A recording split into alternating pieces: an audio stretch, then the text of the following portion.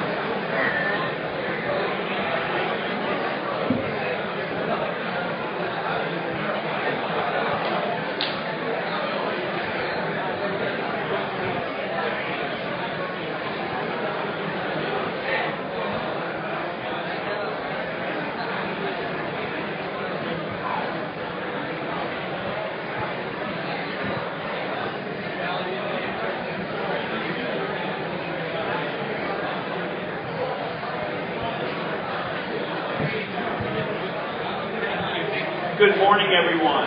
Good morning. You can have your attention. I still see a few seats if people want to have a seat. There's a few seats up here. You don't have to be standing. Thank you. Welcome to our service day. It's a day where we, once a year, try to dedicate to one of the goals of the Sacred Heart education. You can tell me what that goal is. What goal are we here for? Right? Goal 3. Great. Goal 3. Right? Goal 3 says a social awareness that impels to action. We dedicate ourselves to the 5 goals of a Sacred Heart education, but on this day, we're looking to be of service to each other, to be of service to the city of San Francisco, to grow in a social awareness that helps us to be people of justice. This is how we frame this day, and this is why we find it so important that we suspend your classes and we bring you here. So we're going to begin our day with a espacio, like we usually begin our chapel experiences on Fridays. After, we're going to do acknowledgments. And for those of you who are here from Stewart Hall for Boys, you will find out what our acknowledgments are very quickly. And I hope you feel comfortable joining in. So I'm going to invite Mr. Vasquez to lead us in our espacio this morning.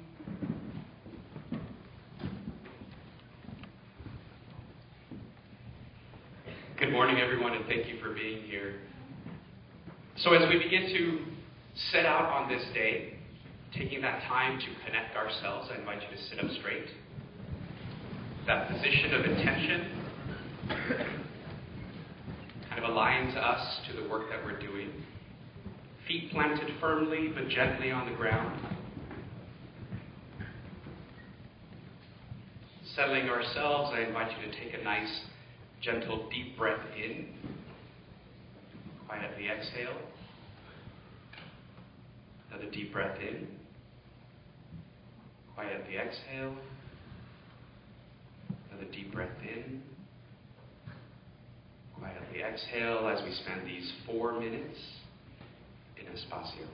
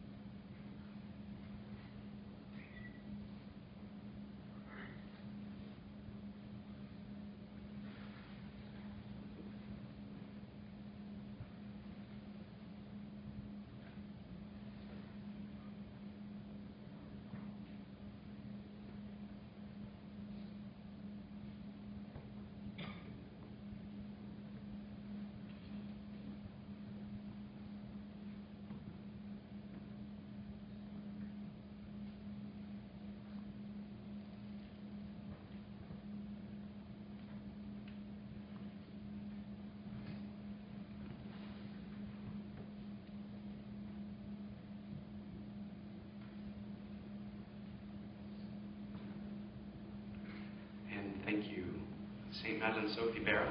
Pray for us. Philippine Duchenne. Pray for us. Janet Erskine Stewart. Pray for us. Thank you. Good morning. I think before going to acknowledgements, I just want to acknowledge all of you for being able to have 4 minutes of espacio. Adolescent males are supposed to be very challenged. If you read all the literature, adolescent males don't know how to be mindful. They don't actually know how to sit quietly, how to center themselves and be present. And it does make me very proud to be working with a group of adolescent males who actually, even though it's hard, I know it can be hard, you guys are able to take that amount of time. So, well done. Good work. Stewart Hall High School, one of the things we do on Fridays is we do acknowledgments where we take a minute, think back through our week, take a moment to acknowledge someone who, or a group of people who made our week a little more doable, a little more enjoyable, someone that helped us get through. So, acknowledgments. Mr. Palmer. Even though he's not here, I'd like to acknowledge Lucius Johnson. He got his Halo break on. By the way, it's also Lucius's birthday, which is awesome. Yeah, okay. Just with Lush, I know sometimes it's really exciting on someone's birthday. They're like, hey, happy birthday! We're going to just give Lucius plenty of space on his birthday, okay? We're healing from that neck. Thank you. Thank you for that. Justin. I'd like to thank the sitters speaker in English for finishing our 3 collage murals for the Harlem Renaissance, and they turned out very, very well. Alex.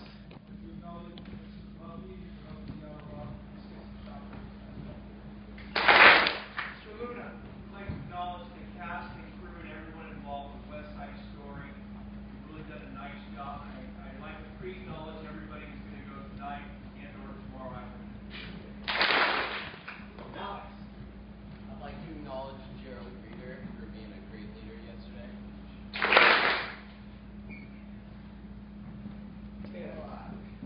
I thought I was going to have an original acknowledgement, but I'd like to acknowledge everybody that came out last night to West Side Story. I think the cast really killed it, and there are a lot more races to come, so.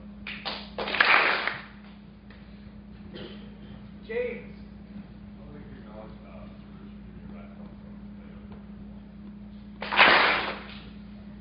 Mr. Campos. I have 2 acknowledgements. One, I'd like to thank my freshman theology classes as well as Mr. O'Connor's theology class for offering such a gracious presence at ShhsBroadcast. That's the first one. So, second one, this is a late acknowledgement. I'd like to thank David Mastino for always just giving such a beautiful spirit of music to our period H class. This is Zia. I'd like to acknowledge all of my freshmen who attended the musical as they saw how West Side Story is a modern interpretation of Romeo and Juliet. And I pre-acknowledge all of you who will continue to attend tonight and tomorrow. Elliot. I'd like to acknowledge Bruce for taking time out of his day to help us do the correction. Hope that gets right back up. Pomerantz. I would like to acknowledge Mr. O'Connor and all the seniors and say that I really enjoyed getting to spend time with you this week on the field trip and in reflecting on service placement.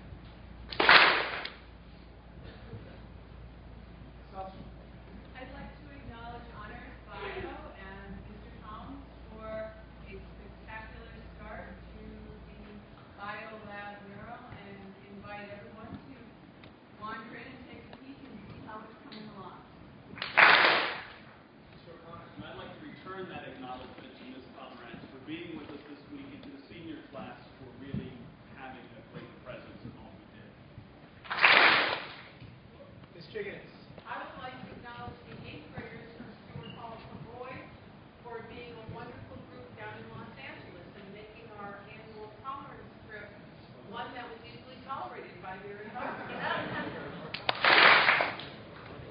Mars. I'd like to acknowledge Coach Jay for taking us to the movies yesterday. Ezekiel. I want to acknowledge all the basketball team. It's been a long season. I hope we keep it going and maybe they can say.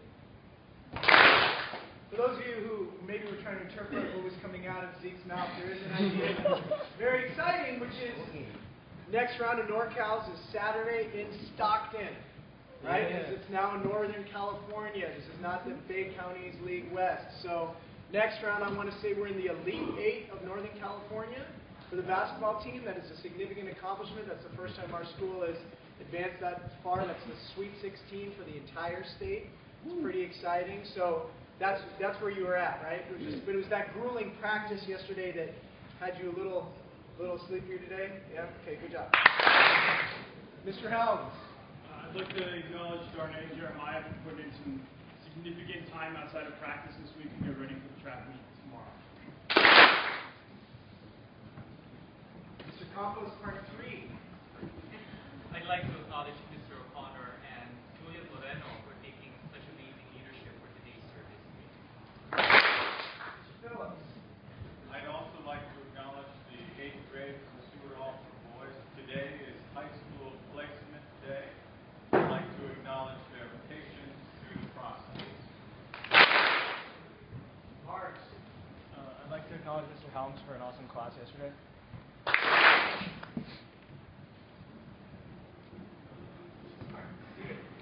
I'd like to acknowledge Zach Apple, who did well yesterday,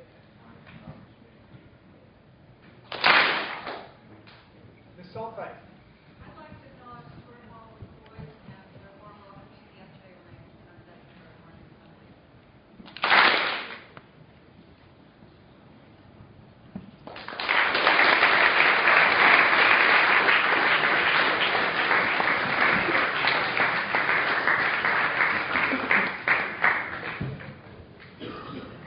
Good morning, everybody. My name is Julie Moreno, and I am a sophomore here at Stewart Hall High School. And I have the privilege to welcome our 2 guest speakers for today's service day. The first speaker is Mr. Bevan Duffy, who was raised in Harlem, New York as a child.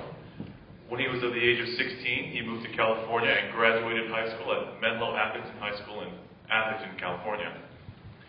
He attended college at the University of California and graduated with a degree in political science. He was a member of the San Francisco Board of Supervisors, and as of 2012, he has been elected to serve as a member of the San Francisco Democratic County Central Committee. However, as good as all that information is, Mr. Duffy is relevant to us right now because of his great work at HOPE. HOPE stands for Housing Opportunity, Partnerships, and Engagement, and Mr. Duffy has been appointed director of this organization. HOPE is directed to addressing homeless services and better outcomes for individuals who are homeless or live in supportive housing. Along with Mr. Duffy, we welcome Mr. Andrew Mendez of the Coalition on Homelessness. Mr. Mendez grew up in Palm Beach Gardens, Florida. He's lived in San Francisco for 2 years and works with the Human Rights and Housing Justice Committee work groups at the Coalition on Homelessness.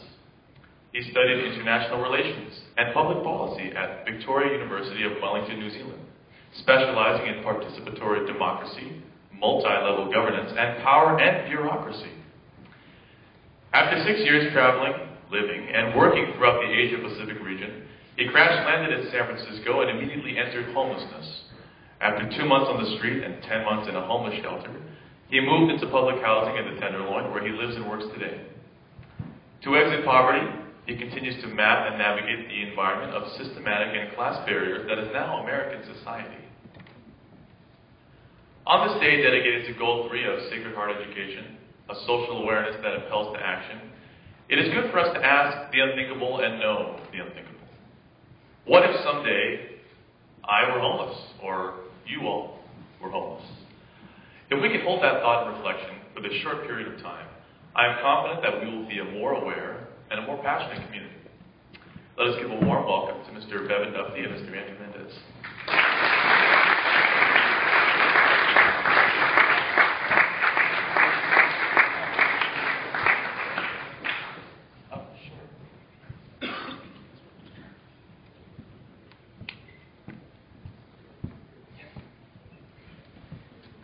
I didn't know I'd be going steady.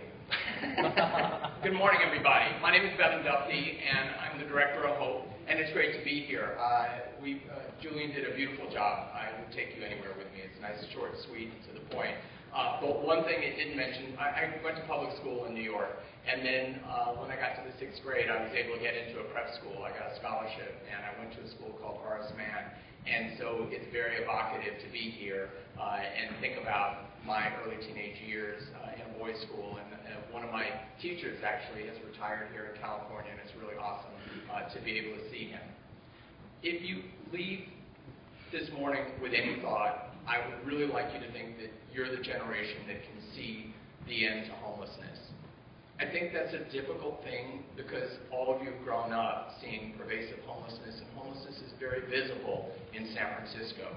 But I would offer to you that the solutions that you and other young people have are exactly the prescription of what we need. Homeless people need homes. And I think too often the priorities of government are that you never question paying for emergency room services. You never question paying for street cleaning. You never question paying for police officers. Those are all the services that you need to mitigate people living on the street. And if you really look at some of the studies that cities have done, Los Angeles did an excellent study, it costs about $18,000 per person if they live on the street. That's how much you're spending just in the cops that are moving them around from one block to another, or the fact that they don't have a place to get primary care and they wind up getting most of their care in the emergency room that's really expensive. They might spend a couple of days in jail because they've gotten a couple of citations. $18,000 a year, it's so non-productive, and the people are so sick as a result of being on the street, even young people being homeless, just for 2 to 3 months. It just changes their future. And it only costs about $15,000 to house somebody. So you can be the most conservative viewpoint in San Francisco, but you've got to acknowledge the fact that not housing people is a big mistake. It's a financial mistake, and it's a human mistake. The other thing I would offer to you is after 2 years of working in homeless services, we have a lot of barriers that people have to get over. And I'll talk a little bit about the details of it, but if you're seeking affordable housing in San Francisco, you can't go one place and apply to it. And here you have people who generally are homeless because they're struggling with things. And so they've got more of a difficulty just making it all come together. But instead of being able to go one place and get on any list to be able to get into housing, they got to go 8 or 9 places. That's really, really challenging for people. And you wind up, we have, our major tool is public housing in San Francisco. We have over 6,000 units of public housing. Some of them have been rebuilt through federal support and local support, and they're beautiful. I mean, they're just amazing. You can look at Hayes Valley, you can look at Valencia Gardens, you can look at Vernal Dwellings, and these were all before you were born, these were not places that people wanted to live. But the challenge is that our housing voucher program, which is most people call Section 8, the waiting list for that program has been closed since 2001. Think about how old you were in 2001. And think about the fact that any family that's come into homelessness or poverty since that time has not been able to get on that waiting list. The waiting list for public housing has been closed since 2008. Think about how old you were. Think about how long families would have to have been in crisis in order to be on that list. Over the past year, and I came into this job and I was very critical about what I felt was not working in public housing. And the mayor has made major changes. He's changed the leadership. He's changed the board of directors or commissions that serve on it. But cities that have a great response to homelessness have great public housing. And I think that that's extremely essential. But let's just briefly talk about what is homelessness in San Francisco. According to our homeless count, and cities that get federal dollars to help homeless people have to do a count every 2 years. And for some of you that might be interested, we do it on a night in January. You could come out with your parents, you could come out with a teacher, and we literally we break the neighborhoods down into grids, and we go and count people on the street. We look at vehicles that appear that people are living in, and we describe 1 or 2 people, depending on the circumstances, to living there. But in San Francisco, we have 6,436 homeless individuals. Of that, 3,400 are living on the streets of San Francisco. 1,150 people are living in shelter. And then there are about 1,800 individuals who are either in hospitals, jail, treatment, or transitional housing, which isn't permanent housing. And so they have no permanent housing to go to. And I think one of the things that you can say about homelessness is when you start to break down the numbers, it seems less overwhelming.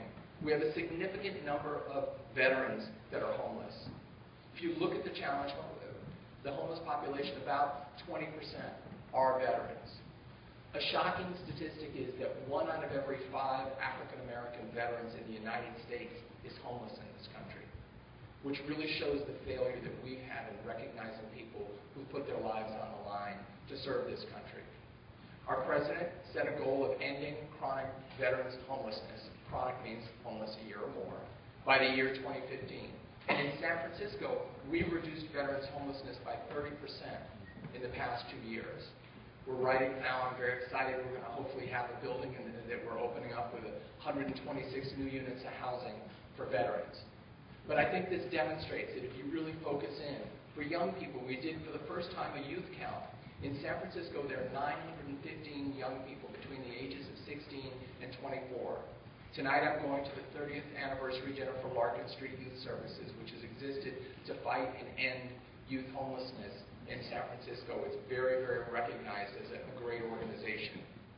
To take you back 10 years, 10 years ago, Mayor Gavin Newsom came into office and he pulled a broad cross-section of citizens of this city together. And they did a plan to end chronic homelessness. At that time, we had over 4,000 people who've been homeless a year or more on the streets of San Francisco. One of the major goals of that plan was to develop 3,000 units of permanent supportive housing. Supportive housing means housing where there's services in the building. So recognizing that people who may have substance issues or mental health issues or basic health issues need services to enable them to maintain their housing. We, in 10 years, have built 2,800 of those 3,000 units, and we had a very difficult recession for 4 more years, and so I feel that we've done a great job. And the results of it are that instead of having a chronic homeless population of 4,000, that's down to 2,000 of the 3,400. But the focus right now is really getting the people who've been on the streets the longest and helping them to move into housing. One of the things you should understand is, as I said earlier, the systems that serve poor people tend not to be optimal.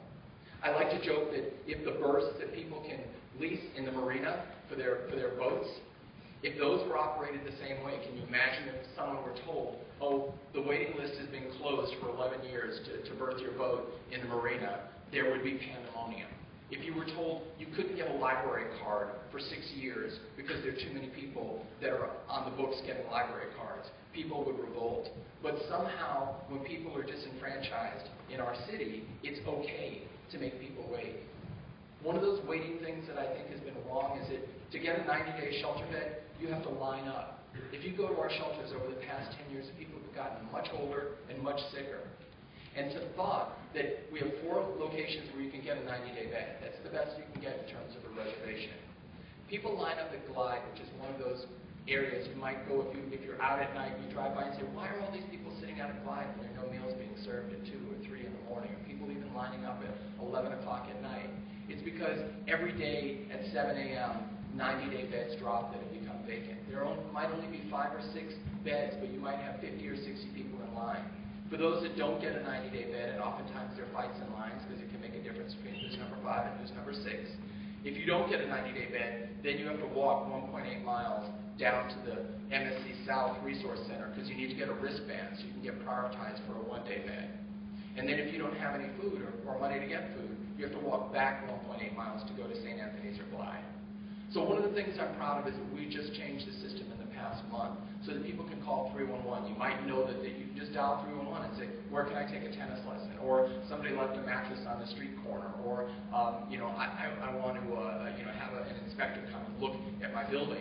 And now people are going to be able to call 311 and go on that reservation, and it's going to be lotterized so that people are not just waiting in line.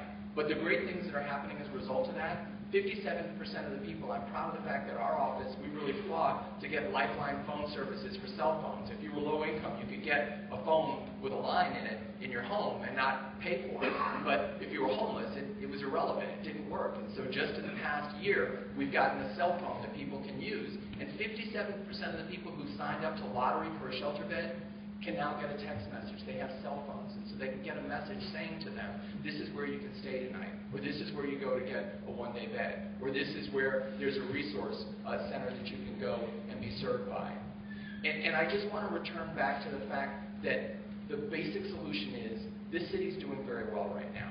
All of you see it. You see the giant buses that are taking people to Silicon Valley, moving people around. You hear about how expensive the city has become. So this city right now is rolling, and it's not always going to be that way. It's a roller coaster. There are periods that are good, there are periods that are bad. But what I would offer to you is, when the times are good, that's when you take that dividend and you invest it. And the most important thing you can do is invest it in housing, and not make barriers, not make waiting lists, not question. Move people directly from the street. The state of Utah, in the past 6 months, rented 2,000 apartments. They didn't make people qualify for benefits or do anything. They moved people into those apartments and helped stabilize their lives, and then got them connected to benefits or other services. I do want to point out that we can't solve the nation's homeless problem. I know people perceive San Francisco to be a destination. For the past 7 years, we've had a program known as Homeward Bound.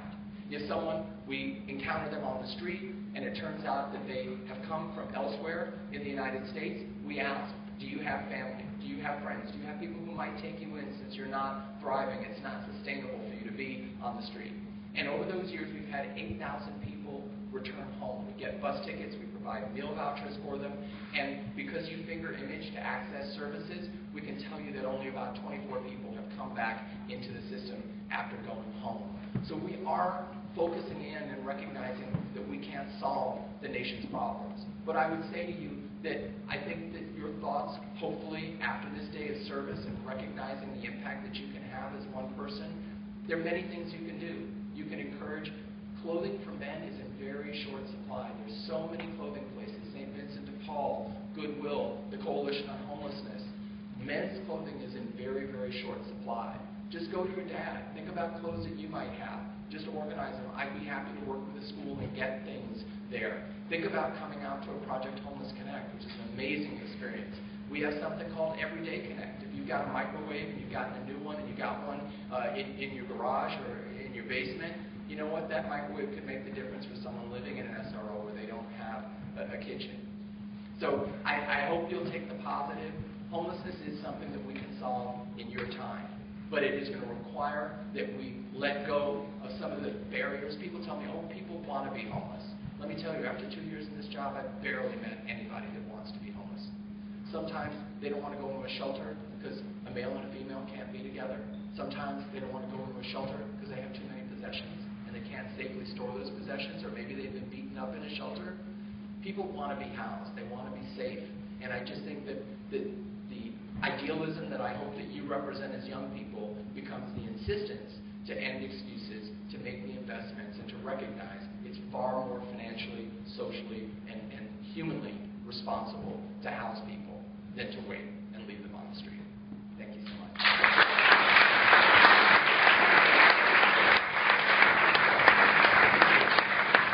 Thank you so much. I'm very aware that it's difficult sometimes for you all to sit for a long period of time, so I'm going to ask you to take a short in-place break, kind of get up, take a deep breath, move around, but stay in your places, and then we'll continue.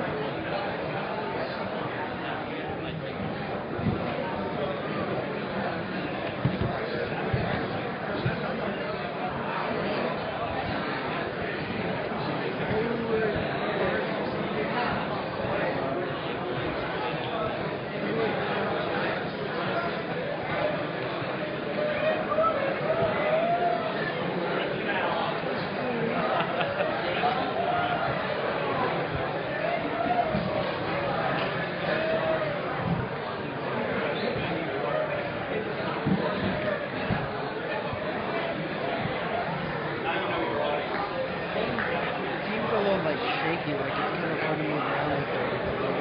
Oh, okay. So if you loosen this guy up.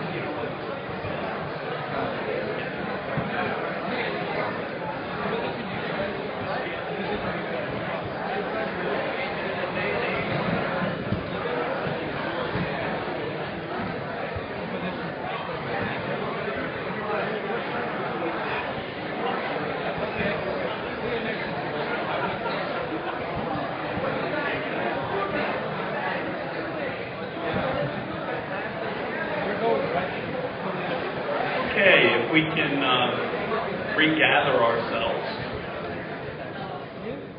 Thank you for that. Hope you got a chance to take a deep breath. Kind of a little snug in here, a little warm. I could put you to sleep. First off, I want to thank you guys for your ability to pay attention and to sit and to listen and to absorb, I hope, the amazing information that Mr. Duffy just gave you. I want to point out, no notes, no script. Everything he knows comes from inside of him. He lives, he works, he breathes his job, his passion. I, for one, am very grateful we have a man like that in City Hall. Not just for us, but on behalf of the whole city and county of San Francisco. So thank you, Mr. Duffy. Andrew is going to speak to us next. When I saw Andrew this morning, I said, I know you. I met you at the next door shelter meal program with some of our students. They go, yeah, you were there. And I said, well, that was such a great connection. And he sat down and he spoke with one of our students who was there that night, and I forget who it was. Maybe it was Justin, I'm not sure, one of you who keep coming. But we're delighted to have Andrew here from the Coalition on Homelessness, who's going to take all the information that Mr. Duffy just gave to you and give a face to it, give a reality to it. Right? And I'm going to let him tell you his story. Thank you, Ray. Hi, students. Wow, I've not spoken in front of a group of high schoolers since I was in high school, so still a little scary. But yeah, so I guess now I'm the poster child of homelessness for you guys. Let me start. I think it's helpful. I'll just give you a brief idea about my story and who I am. So yeah, I grew up in Florida. My dad was a glazer. He owned his own business. We owned our own house. My mom was a homemaker, and then she was a babysitter, and then she was a house cleaner, and so she was doing all the mom stuff. And I grew up. I was like, okay, everyone's just like me. There's some things I have. There's some things I don't have. There's people with less than me. There's people with more than me. And I graduated high school, and I was like, all right, how do I get into university now? And I was like, because I don't have any money to pay for it, because that's just how we grew up. It's like my dad, even though we owned our own business and our own house, there was no health care, there was no health insurance for us. We weren't going to the doctor or the dentist or nobody like that, or the dermatologist or anywhere really, except the emergency room. I broke my collarbone once. And then, and I was like, no college funds, because on TV everyone's got a college fund. So I was like, okay, well, I don't know where that is. So I started working, I started going to community college because that was affordable for me. And across the street from the community college was a law firm. And I found at the student job search, it was a mailroom job. And I was like, okay, I'll start working in the mailroom at that law firm. So I started doing that for a few years, saving up money. And then it got to the point where it's like, well, now I got to take out a loan to go to university. And I'm like, well, if I have to take out a loan, I'm gonna get the hell out of here. So I took my Stafford loan and I used it to go to Victoria University of Wellington, New Zealand. And so I got my vacation and my education at the same time, essentially. And that was super cool. That was the coolest thing I ever did, definitely. And New Zealand's really cool. Everybody knows that New Zealand's cool now. But it wasn't that cool when I went. You know what I mean? It was all right. So, and then I, studied at university, participatory democracy, all this stuff, blah, blah, blah, law degrees. And then afterwards, I was like, okay, cool, what am I going to do now? So I did working holiday in Australia. I traveled around. I went to all these Pacific islands, Tonga, Samoa, Rarotonga, all these beautiful places, all these really amazing, cool places, right? And, you know, I was just working the whole time, like, doing it on my own, you know, because my parents were not, like, giving me money for nothing, like, ever. So I was actually, like, you know, like, I saved up the money to get the plane ticket. You know, I did whatever I had to do to make sure they let me in their country. And when I got there, you know, it's like, you know, you just hit the ground, you always land on your feet, you find a job, you find a place to live, easy. You know, and I was like, okay, cool, so this is the world. And going around teaching English, working in bars, I'm doing everything, you know. But I'm actually, like, independent, and I mean, like, really independent. Like, it's me doing this all. I took myself to the other side of the world and just live this crazy adventure that I can't even believe I did, to be honest. Because I'm looking back and I'm looking at my life now and I'm like, oh my God, I'm cool. So, you know, and modern. And and then, you know, life happens. I have put a lot of eggs into one basket, and that basket sank. And I had run out of all my visa options, and I was like, okay, what am I going to do now? And I was like, well, I got to go back. I'm selling everything I own. And I'm like, well, I got to get back to America because I can't stay anywhere else because I don't have any more money right now. And it's like, I was like, okay, the party's over. So I was like, okay, San Francisco or LA are the two cheapest plane tickets that I can get from the South Pacific to America. I was like, I could go to Hawaii, but I was like, I've been in these Pacific Islands for so long, and I just want to get back to the mainland and all these things like that. So it was like LA or San Francisco. And I didn't know anything about the West Coast because I'm from Florida. And, you know, I knew only that LA you needed a car and San Francisco was, like, gay. And I knew that I was gay and didn't have a car, so I was like, all right, I'm going to go to San Francisco, you know?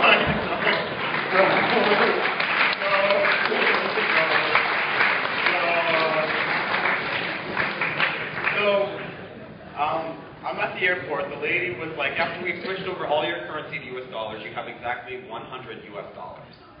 So I have $100 US and all of my possessions on like this big, huge like tramping sack and on my back, and then the rest on the backpack at the front. I was like a turtle. And I'm thinking of my father because my father's from Brazil. He immigrated to the United States, and he said, when I came to America, I only had $200 and an orange towel. And I'm like, where's my orange towel? I was like, where's my orange towel? You're like, $100 and an orange towel up on me. So I was laughing about that. And then, I landed, and then it's like, boom, okay, what do I do now? So I got off the airplane, I get on my computer and use the Wi-Fi. I'm like, okay, what do I do? First thing I look up is the public library. Go to the public library. And then I get to the public library, I'm like, okay, it's a library, I can use more computers, blah, blah, blah. What do I do now? Well, I'm homeless now, so I look up a homeless shelter. Because, you know, what else am I going to do? Like, I only got $100. And so I look up a homeless shelter, and it was way up in the Tenderloin, and and I had not been in the country in like 7 years. And I'm waddling through the Tenderloin with all my stuff. And I get there, and they're like, what the hell do you want? And I'm like, well, I'm homeless and I need a place to stay. And they're like, well, you can't stay here. And I'm like, well, can you tell me where I can stay? Because, like, I'm still homeless right now. You know what I mean? And so it turns out, like, I found a family shelter. Like, there's all these different kind of shelters. And I had, you know, because what do I know? So finally I got directions to, they sent me to, it's called Sanctuary, ECS Sanctuary, which is a homeless shelter in Soma. And so I waddle down to Soma, and I knock on the door, and I'm like, hey, I'm homeless. And they're like, well, do you have a reservation? And I'm like, a what? Like a homeless reservation? Like, and they're like, you need to have a reservation to stay in this bed. I was like, okay, well, where can I go right now where I don't need a reservation? Which is MSC South, which is like the 24-hour drop-in center. So finally I get down to MSC South. It's like 2 o'clock in the morning. I'm sitting in the chair, and like after a while, the bed opens up upstairs, and I go up and I have a shower because I've been traveling. You know, the place is like, it's like 17-hour flight from where I was coming, and I had it with like jet lag and all this stuff, and homeless at the same time. And so I finally went to bed, and I woke up the next day, and the adventure began. And so that was me trying to navigate this system of like, okay, well now how do I get access to food? How do I get access to a shower? Where do I put all this crap that I own? You know what I mean? And very quickly I got rid of all my stuff that I didn't need. You know, things that I thought I needed, but I was like, okay, well now this is non-essential. So yeah, it was like a totally new experience. I would say it might be terrifying, but you know, I traveled, I already had that under my belt, and I'm really lucky for that. You know, because there's the difference between it's like you go to a homeless shelter, it's all these bonks and these strangers, and I'm like, okay, well it's like a backpacker hostel kind of, you know, except it's like instead of like cool, happy people having fun, it's like really sad, angry, traumatized people not having fun. It's like a sleepover with everybody you hated from high school that you have at your house all at the same time. And yeah, well, you know, it's you know, to be, I mean, yeah. So and then I'm finding myself, and look, okay, so that goes on. Well, how do I get out of this? Because, you know, like 1 week in Australia, I had a place to live and 3 jobs within 1 week. And, you know, I didn't realize, but, you know, class is real. And if you're an American going overseas, traveling overseas, you're already, like, the hottest shit out there. Because you're American, you know what I mean? And everybody just sees dollar signs, and you do have dollars, you know what I mean? So that was really something to me, because like I came back from this kind of whirlwind adventure thinking, okay, well, I'm on top of the world. And instantly I'm like underclass, just like invisible, you know? Because people don't look at homeless people. You don't look them in the eye. You try not to see them. You know, you're like, okay, well, please don't say anything to me. You know what I mean? And that was happening to me. And that had never happened to me before, because you know, because why would it happen? So that was really eye-opening to me, that whole experience. Of course, the whole thing is going to be life-altering. There's nothing that can prepare you for homelessness, really. And once you get down there, and you have to climb your way out, it's really hard. And it's not as simple as, like, well, why don't you just get a job? It's like, okay, well, where am I going to put my clothes? On my back? Where am I going to take a shower? You know, how am I going to eat breakfast before I get the job? You know what I mean? And you realize that so much of that, what you take for, and another thing, everything I did my whole life and took for granted, like sleeping and eating and peeing and pooping, all these things became illegal. Sitting down, you know, you can't sit down on the sidewalk, you can't sleep, blah, blah, blah, blah. Well, what am I going to do? You know, what do you want me to do? You know, okay, well, let me in your house. You know, nobody's going to do that. You know what I mean? So to keep myself from going crazy, I started volunteering at the Coalition on Homelessness, and I found out about it at line in a line waiting for a one-night bed, and this real nice guy Ron came up to me and he told me, he's like, well, you know, I know these people, they're doing these kind of positive things. You seem like kind of a positive guy. Why don't you come over and take a look? So I did, and I was like, all right, score. This is something I can put my time into. Because, you know, being homeless is traumatic. It's very traumatic. You're walking around in trauma all the time. You know, you're like, who's going to come get me? What's going to happen next? Where am I going? You're actually, like, terrified. It is really terrifying. It is really terrifying, believe me. And so just a place that I could go and be like, just a place where I could go and have people look me in the eye and acknowledge my humanity, first of all, was like amazing. Because, you know, you get in there and it was like, nobody's like, what do you want? You know what I mean? They're all like, you know, and they'll talk to you. And they'll listen when you talk. And they'll validate your experiences. And they'll be like, well, by the way, this has happened to all of us too. You know? So that was really helpful. And so eventually I got out of the shelters, and I'm in a nice little SRO in town now, and I'm doing that, and it's super cute. I make everything really cute because it keeps me happy. Like I make my bed every morning because when I get home, I'll be happy to sleep in it. You know. So there's like tricks to being happy for me at least. I'm just sharing with you like my happy trick. And so how this relates to you guys, well, I don't know, you know, like how do you think it relates to you? I mean, the way I thought it related to me before I became homeless was, well, it doesn't relate to me. Like, that's not me. I'm never going to be in that situation. I'm never going to be there. You know what I mean? And that's what I was talking about when I said there are systemic and class barriers to escaping poverty, to rising out of poverty in this country.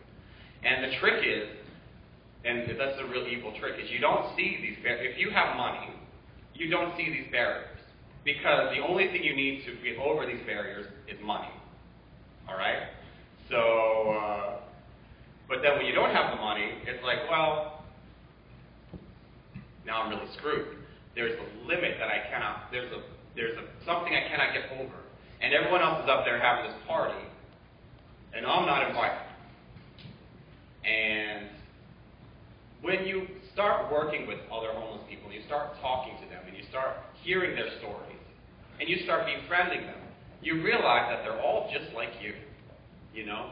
They all have some weird thing that happened out of the blue, and bam,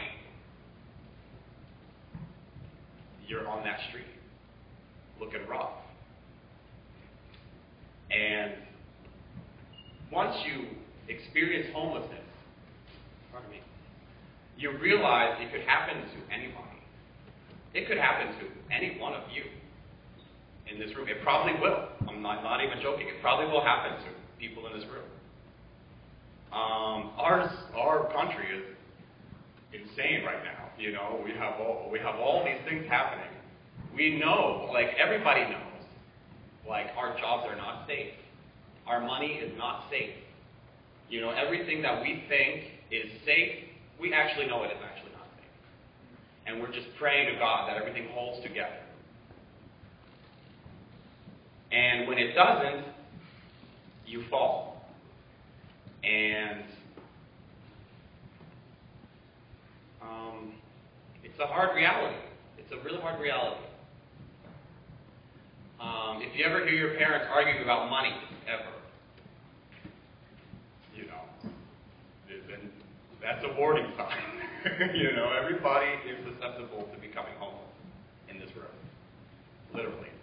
And there's nothing you can do, because that's what I'm talking about, these barriers, because once you go down there, you can, everything that you thought, every right you thought you had up until that point just disappears. Because you realize our entire society is built on the ability for people to buy their rights. And if you cannot buy your rights, you know, and while you have the money, you're like, score, yeah, I don't want those people around me, like, I want this and that. And you actually help build the prison that you will eventually live in if you fall into homelessness. And so this is what I'm trying to warn you guys about. And like I said, it's systemic. And a system is just made up of people.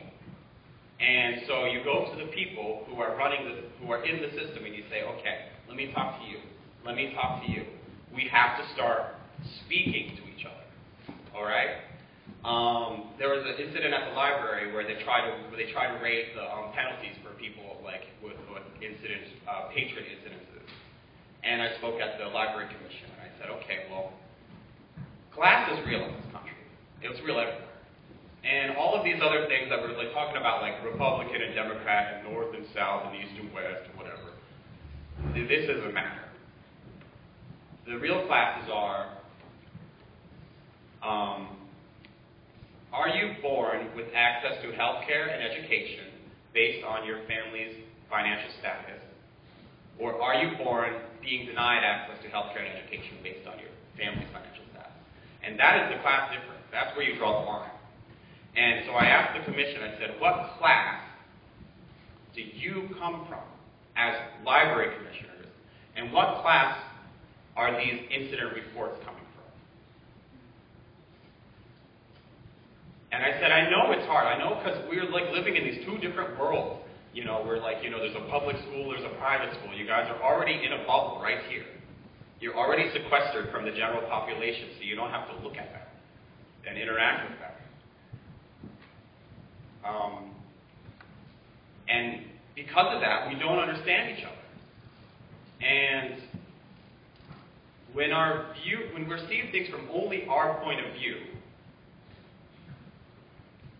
our viewpoint is limited. And it's frightening.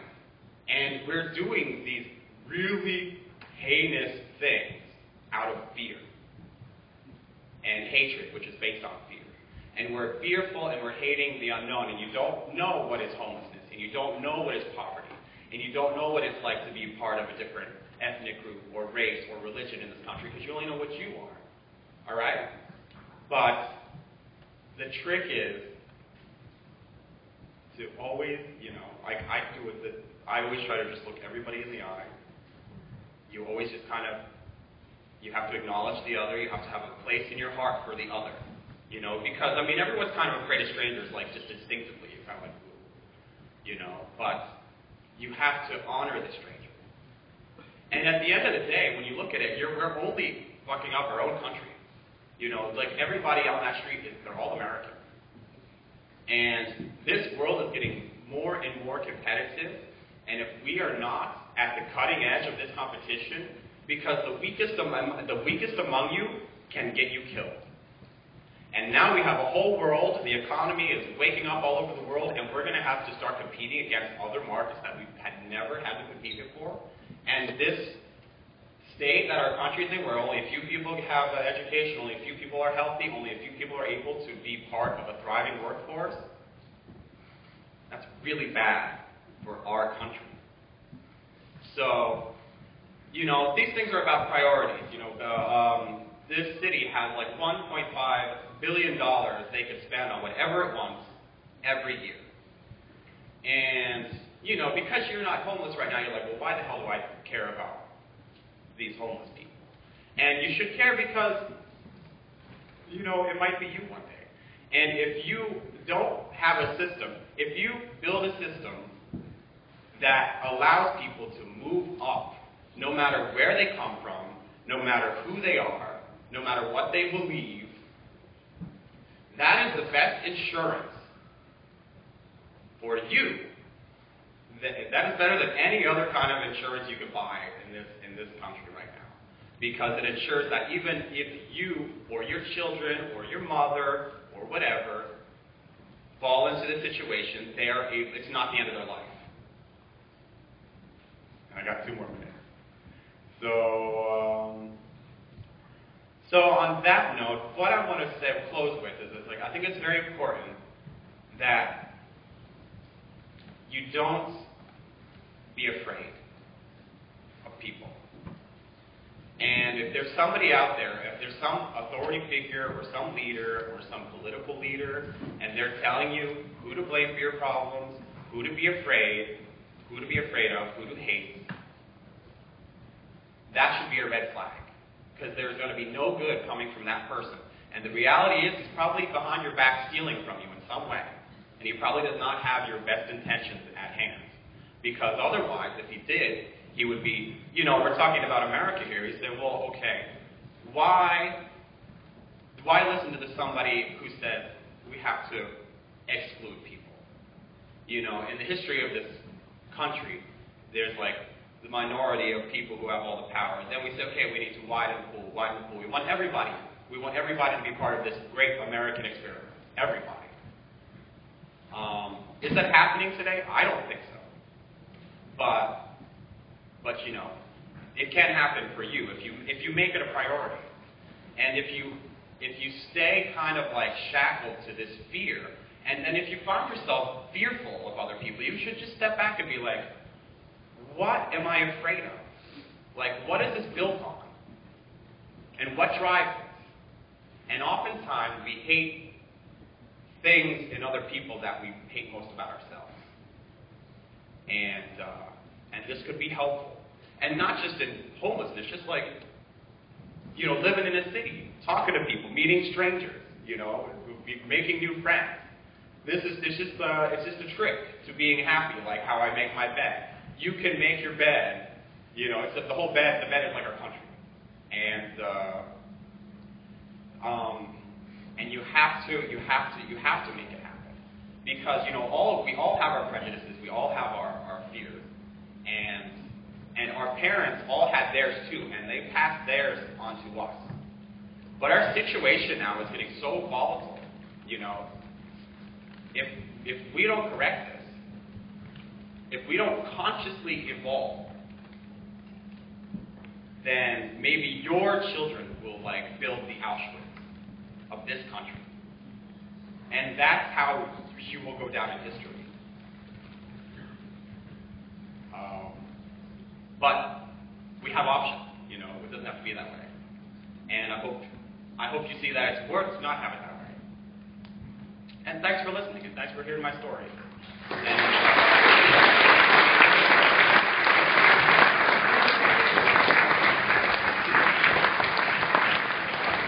Thank you. I'm mindful of time. I'm looking at this, and that's why I gave Andrew the 2-minute mark. But I feel like I'm going to leave here like I'm in a college seminar class, being exposed to so much information and so much reality. And it's like, wow, what just hit me? Part of our job is to help frame what you've just heard in relation to the rest of the day. But before we get to that, I'm wondering if you might have a question or two for either Andrew or for Bevan. And I know Robbie had a really good one, and we're going to start with Robbie. So if you could stand up and speak loudly. Okay, so for the gentleman in the pink shirt, I don't remember your name. Yes. I was wondering if the Habitat for Humanity builds buildings for the homeless coalition or homeless problem. Yeah, so Habitat for Humanity is here. In fact, I'm working with them on a property that I hope that they can take over. Jimmy Carter, former president, started Habitat, and they basically go in and can take a dilapidated home and fix it up.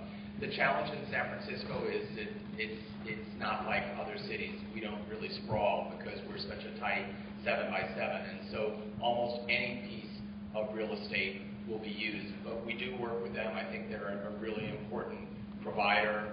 And the other thing in terms of responding to homelessness is that we really want density is kind of a way to go. I mean, you get so much more bang for the buck. And I am proud to tell you that we're just opening right now the first supportive housing that's a 40-unit building. It's at 5th and Harrison. And it's for young people between the ages of 18 and 24. And so, to this experience, that would be a great place to go for young people as well as Larkin Street. But Habitat's a great group. Any other questions? I want to Andrew brought up some things about the main library, and I just want to respond to it. How many people have ever been to the main library here? Okay, so as you know, it sits right in the Tenderloin, and the Tenderloin is kind of a tough neighborhood for some people, and people seek sanctuary at the library. And when I was a supervisor, this issue cropped up, and they were going to triple the security budget. One of the great things about the values of San Francisco is we have baseline funding for our libraries. It can't be cut, and it grows a little bit with inflation. But I went to the chief librarian sitting in the board chambers, and I said, Luis, I recognize you have a problem. I get emails from people that people are doing their laundry, or people are just kind of, they just sit in a chair for a long time during the day. And I said, that can seem problematic. But the upside is, if you're going to try and case manage somebody, which means go and connect them to benefits, get them help, it's really hard to do that when somebody's on the street. You just say, meet me at the corner of Turk and Leavenworth, and your odds of somebody meeting you there the next day are not very good.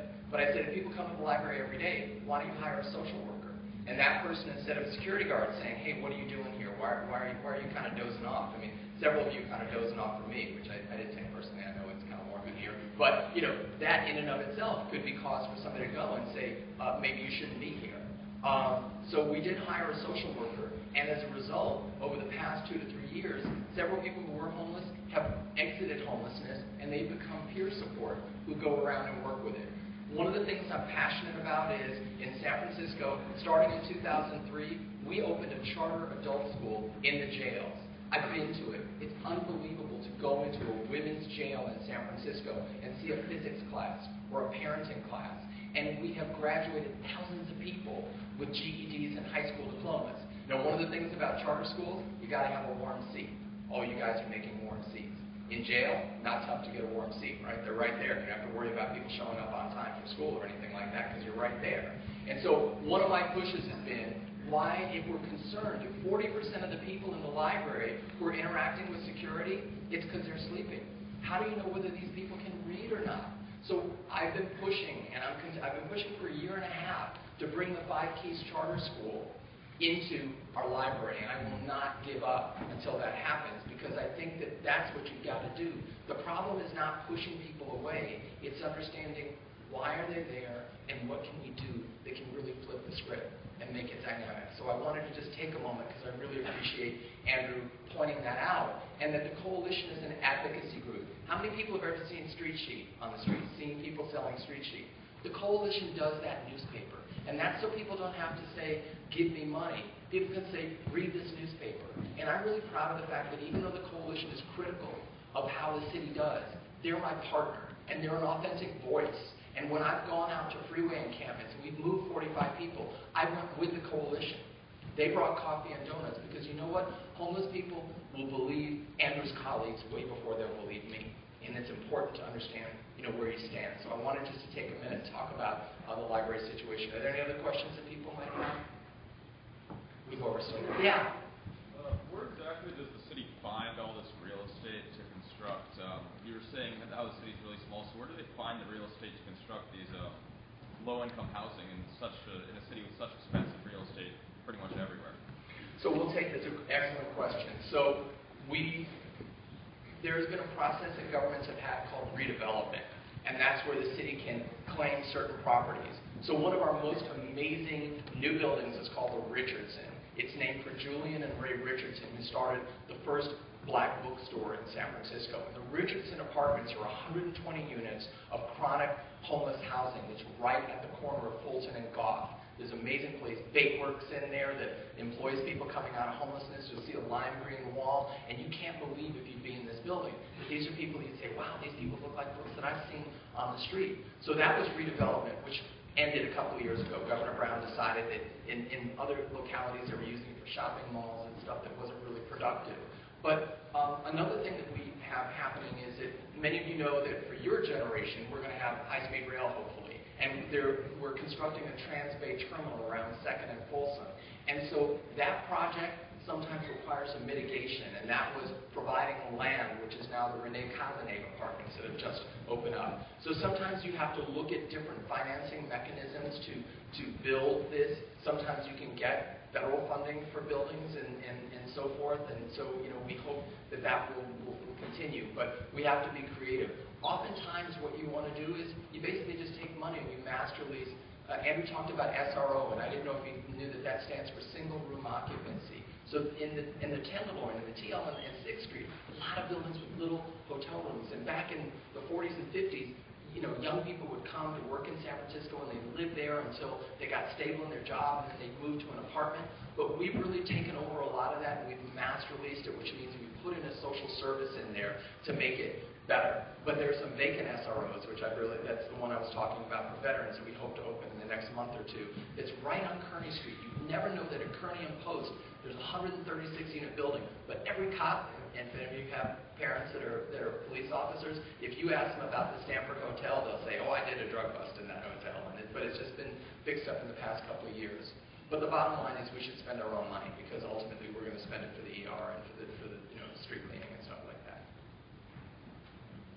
Yeah. Do you feel that alongside with housing for people homeless in San Francisco, there has to be an equal amount of job development in San Francisco? Do you feel like both of those projects, because I think jobs is also very important to solve the problem of homelessness, because if people can't find a job, how do you expect them to not live in poverty? It's a beautiful question. So absolutely yes. Some people will be able to go to work. Some people may not. Some people may have disabling conditions, and they may not be able to work. But the amazing thing is that there are ways to even create work for people that are on disability, and so I'm very involved in that. Even people that might be able to work 15 hours or so a week. Your question really points out what's the challenge. San Francisco has the biggest job growth of any city in the United States. Maryland can be so proud of really bringing an industry in technology coming here so that we don't become like a city like Detroit that's lost its industry. And San Francisco used to have lots of muffler shops and lots of like light industrial work all throughout the southeast sector, and that stuff is gone. And so bringing this in and taking over these buildings and having technology, that is great. But the reality is that these companies are not creating jobs for the people that are here that are struggling. The jobs are tending to be for young people that are coming out of college and going places. One of the frustrations for me is that I have been invited to visit these companies. So I'll take Zendesk. And Zendesk has turned around and does great stuff on homelessness. But let me tell you, 4 months after I started this job, I went to Zendesk. So they were the first company because we provide a payroll tax benefit. So companies have to pay payroll taxes for all their employees. And if you were a tech company and you moved into mid-market or the Tenderloin, so Twitter, they don't have to pay a payroll tax, but they have to have a community benefit agreement because they're coming in and hopefully they're going to create jobs. But I went to Zendesk and I talked to 80 employees that were there, 80 of their 100 employees, and they told me stories about someone with a needle in their arm, and someone who seemed kind of crazy, and why are we doing this, and why are we doing that? And I stopped and I said, can I ask a question? Does anyone black work here? And they said, no. That was 100 employees that they had. And I said, you know, this is really a challenge for our city because homelessness is disproportionately African American in our city and in much of the United States. And if you can't see the relationship that the 6th Street and the Tenderloin have become the second largest black neighborhood in San Francisco, it's overtaken the Western Addition. That really says something, that these companies that care, they want me to be able to get married to a guy if I could, and they care about the environment, but we've got to understand that we can't leave people behind. One of the great organizations that we have in San Francisco is called the Homeless Employment Collaborative, or HEC. And so if any of you have parents or know people that hire people, you can just tell them to come find me and I'll connect you with HEC, because there are things that we need to do. I started a program called WOOF, where I took people that lived in supportive housing because we were putting down dogs. We were starting to put small dogs, euthanizing them because we couldn't get them adopted. We had a flood of small dogs. And we started a program that was amazing where we had 8 people foster dogs that couldn't be adopted because they were sick or had behavioral problems. All the dogs got adopted. And people only made $75 a week, but it changed their lives. And so I definitely think for some people who are living in supportive housing, just a little bit of income can make a difference in their lives. Yeah? One question for Andrew. Just so we can hear your question. So it's more of a philosophical question. So you said that, I'm paraphrasing you, of course, that in coming to the United States as a country needs to be developed in a way that allows people to move up. What would you have to say about those first-generation Americans that are either able to work hard in school and obtain a scholarship, or work hard, or maybe education isn't a reality for them, for like success relatives, so they were able to maybe get like a job or work out in their job and be able to get a home. So are you saying essentially that the United States as a nation has the responsibility to account for those who, I guess, do not have the same like work ethic as the top percent of the incoming immigrants? That's an interesting question. I wouldn't agree that it's a question of work ethic. I think a lot of people tell you that's what it is. But as an immigrant, when I was working in New Zealand, I'll tell you one thing, and this is an immigrant thing, and my dad always said this. He said, when I left for New Zealand, he goes, now you will know what it is like to be an immigrant. And everybody shits on the head of the immigrants. And it's actually kind of true. And so when I was working, when I first got there, I was at a restaurant, and I was just doing kitchen prep. And man, it was me in the restaurant, a Cambodian woman, 2 Mexican guys in New Zealand working in this restaurant. And whenever we had a Kiwi, a New Zealander come through, he'd just be like, so damn. He'd just come down in and he'd be like, all right, I'm at work now, okay. When's the break? Do you know what I mean? But for me and like the Cambodian woman and 2 Mexican guys, we had so much riding on that job, we just worked our asses off. And we did not complain, and we worked longer hours than everybody else, we worked harder than everybody else, and we were invisible compared to everybody else, and we didn't care. because we had more to gain by making that happen. Whereas if you're born in a country, you're just like, okay, well, this is all for me anyway. You know what I mean? And you don't really have anything invested in living here because you don't know you don't know the conditions in other places. You know what I mean? So, what was the first part of the question? So you said that when you move into the country or first generation American or immigrant, it should be geared towards them so that they have a fair opportunity to move up. Well, you know, to be honest, it should be geared towards everybody. You know, I mean, it should be geared towards everybody. Like when my parents didn't go to college, so I didn't know how do you apply to university. You know, so I had to fumble through that, and thank God I did. You know what I mean? But what is interesting, like what my experience tells me is like this can happen to everybody. So it's not just about a certain group who needs help. This is actually about everybody living a good life in this country. You know? Oh, okay. You guys are asking great questions, and I bet there's more out there, but we don't have time. So I'm gonna bring this portion to an end. But yeah, I brought some street sheets and some coalition. I didn't really do a good job about telling you what the coalition was, but if you really care, you can like figure it out.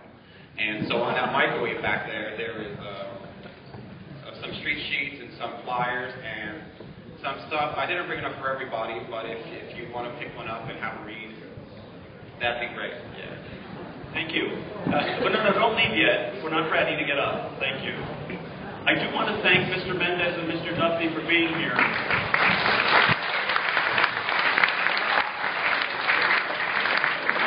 And what we're going to give them in this nice white box is a very cool water bottle that says Stuart Hall on it. So in this day of our drought, make sure you use it often. Right? Thank you. Thank you, Mr. Duffy. Right? Mr. Farrell's going to say a few words. Then after Mr. Farrell's going to give a few instructions, and we're going to get going. All right, guys, raise your hand if you were comfortable with everything that's been said by the two speakers today. You were 100% comfortable with everything that was said. Okay, it's cool. I just want to let you know, I wasn't 100% comfortable with everything that was said. And I just want to let you know that for those of you who weren't 100% comfortable, like, hey, I'm not sure about that. Just that it's cool. And it's cool to wrestle with it. What I want is that if anything that was said made you uncomfortable, that you just make some space to wrestle with it, as opposed to just, I don't know, that's just not really my thing. Just take a little space with it. The goal of the day, we're getting outside of regular class time. There's a discomfort in that. And you're like, wait, no, it's not really that comfortable to be in class. But actually, there is a comfort. You know how it all works. Today, what we're about to go out into, we don't necessarily know how it all works. I'm going to be on a bus with some guys who don't take the bus regularly. That's just a little thing that's going to make you a little bit of discomfort. I'm just asking for you guys to keep a sense of openness with that little bit of discomfort as you go out into the day. Kind of roll with it. You're with adults. We're going to take care of you. We love you. There's a goal here, though. Just you get out of your comfort zone a little bit. You do something a little different. A very important thing that Mr. O'Connor did today for this day. So it used to be a big chunk of guys. We go out to the beach and we clean it up. And a big chunk of guys go to the Presidio and they pull weeds. And that is really important work to make us all like fire in the idea that we're citizens of this city and we need to take ownership of this city. Mr. O'Connor, though, did a little, just changed speeds on us a little bit. And so today a lot of you guys are also going to be going to organizations that are actually engaged in a social change. That are engaged, where you're actually going to be exposed to people, not just weeds or trash on the beach. You're going to be exposed to people who've made a career of service. We're getting paid for doing service. We're being paid for part of social action. So I want to commend Mr. O'Connor for mixing up this day a little bit to, again, provide you guys with some exposure to some things that you're not usually going to see. And again, for those of you where it's a little bit uncomfortable, the degree to which you can just make a little space for that discomfort, don't discount it. see where we can roll with it. We have some great opportunities for reflection at the end of the day, so know that that's going to be there also to decompress that. But anyway, just ask you guys as you enter this day, as best you can, with just a posture of openness. Even though it's going to be there might be a few moments there that are uncomfortable for you, just like perhaps there might have been a moment or two that was uncomfortable for you while you were listening to the speakers. Okay? So thank you very much, guys. Mr. O'Connor, direction. Directions are coming. And thank you for your flexibility, because a day like this is like an inside but wind-up watch. A lot of gears are moving, and they have to move just right in order to tell us the time. So you're all part of the gear work, so thank you for making that happen. That was my analogy, sorry. Okay. A lot of you are going to now return to your groups. Now, before you do that, outside, you'll find some granola bars, some oranges, and some water. I ask you, if you are not going to a park, if you are not spending your time outside today, to not take that water and let those students and faculty members who are spending their day outside take that water, because it's going to go up to 70 degrees today. It's going to get hot, and they're going to need that water. The oranges and the granola, help yourself, but not too much. Be respectful of that. It might be helpful to regroup in your rooms so that everybody connects back to their adult leaders. So I'm going to ask you to kindly go to your rooms, reconnect, and then move out.